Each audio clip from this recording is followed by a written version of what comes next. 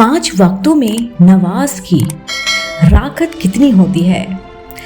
सभी नमाज पढ़ने वाले इस्लामी को नमाज की राकत के बारे में जानकारी होना बहुत ज़रूरी है, क्योंकि हम दिन में 5 बार नमाज पढ़ते हैं और उस 5 नमाजों में अलग अलग रकातें होती हैं।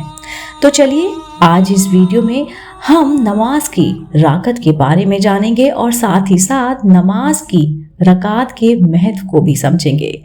यदि आप भी नमाज की रकात के बारे में विस्तार पूर्वक जानकारी पाना चाहते हैं तो हमारे वीडियो को अंत तक जरूर देखिएगा। नमाज की रकात एक दुआ होती है जिसे नमाज पढ़ते समय पढ़ा जाता है। नमाज की रकात का अर्थ होता है नमाज के फर्ज अदा करना। जी हाँ, नमाज की रकात खड़े होकर और झुककर पढ़ी जाती है और कोई रकात बैठकर भी पढ़ी जाती है। नमाज की रकात की संख्या 5 वक्त की नमाजों में अलग अलग होती है। दिन के 5 नमाज में फजर, जोहर, अस्र, मगरिब और ईशा होती है और इन 5 नमाजों में अलग अलग रकातें होती हैं। हम आपको अलग अलग नमाजें में अलग अलग रकातों की संख्या बताने जा रहे हैं। पहली नमाज है फर्ज की नमाज। जी हाँ दोस्तों, फर्ज की नमाज में 4 रकातें होती हैं, जिसमें 2 रकात सुन्नत की और 2 रकात फर्ज की होती है। दूसरा है जौहर की नमाज। जौहर की नमाज में कुल 12 रकातें होती हैं, जिसमें 4 रकात सुन्नत की, 4 रकात फर्ज की, 2 रकात सुन्नत की और 2 रकात नफील की होती है। तीसरी है असर की नमाज। जी हाँ दोस्तों, असर की नमाज में कुल 8 रकातें होती हैं, जिसमें 4 रकात सुन्नत की और 4 रकात फर्ज की होती है। 4 यानी कि चौथा मगरिब की नमाज। जी हाँ दोस्तों, मगरिब की नमाज में कुल 7 रकातें होती हैं, जिसमें 3 रकात फर्ज की, 2 रकात सुन्नत की और 2 रकात नफील की होती है। 5वां दिन के आखिरी नमाज यानी कि ईशा की नमाज होती है।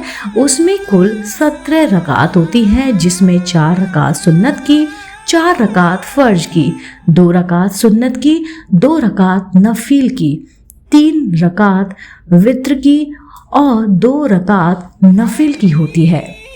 नमाज की रकात का महत्व क्या है?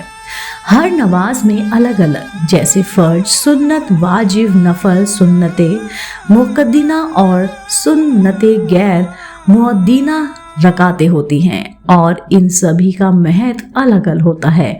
तो चलिए सभी के महत्व को समझते हैं। पहला, फर्ज। हर नमाज में फर्ज रकात का पढ़ना बहुत ज़रूरी होता है। फर्ज को किसी भी हाल में छोड़ा नहीं जा सकता, क्योंकि इसको छोड़ने की कोई माफ़ी नहीं होती।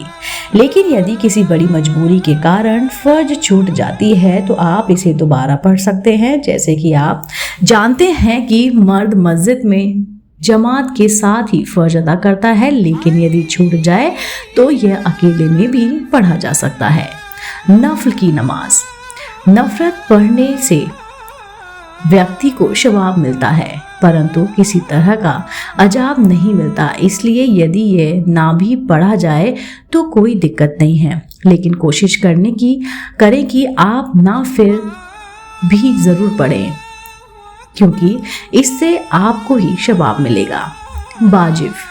वाजिब भी पढ़ना फर्ज नमाज की तरह ज़रूरी होता है। यदि वाजिब कोई भी व्यक्ति जानबूझकर छोड़ देता है तो उसे अजाब मिलेगा और वह गुनहगार माना जाएगा। सुन्नते मुअक्कदीना। सुन्नते मुअक्किदा, इसे फर्ज नमाज की तरह पढ़ना ज़रूरी होता है, क्योंकि ये बहुत ही ज़रूरी है, परंतु इसे छोड़ना भी वाजिब नहीं माना जाता। परंतु यदि आप इसे समय निकालने के बाद अदा नहीं करेंगे तो आपको गुनाह मिलेगा। सुन्नते गैर मुअक्किदा, इसे पढ़ना सभी नमाजों में ज़रूरी होता है, क्योंकि इसे पढ़ने से उस व्यक्ति को सवाब मिलता है, परंतु उसे ना पढ़ने जाने से कोई भी व्यक्ति गुनहगार माना नहीं जाएगा। दोस्तों, उम्मीद करती हूँ आपको ये जानकारी कि 5 वक्तों में नमाज की रकात कितनी होती है, ये जानकारी ज़रूर पसंद आई होगी। अगर आप ऐसे ही नई नई जानकारियाँ जानना पसंद करते हैं और कहानियाँ सुनना पसंद करते हैं तो आप मेरे चैनल आध्यात्मिक कहानियों में तुरंत से लाइक कीजिए, शेयर कीजिए और सब्सक्राइब कीजिए। दोस्तों, मैं फिर से उपस्थित होती हूँ इसी चैनल पर नई रोचक जानकारी और कहानी के साथ। आप देख रहे थे आपका अपना पसंदीदा यूट्यूब चैनल आध्यात्मिक कहानियाँ।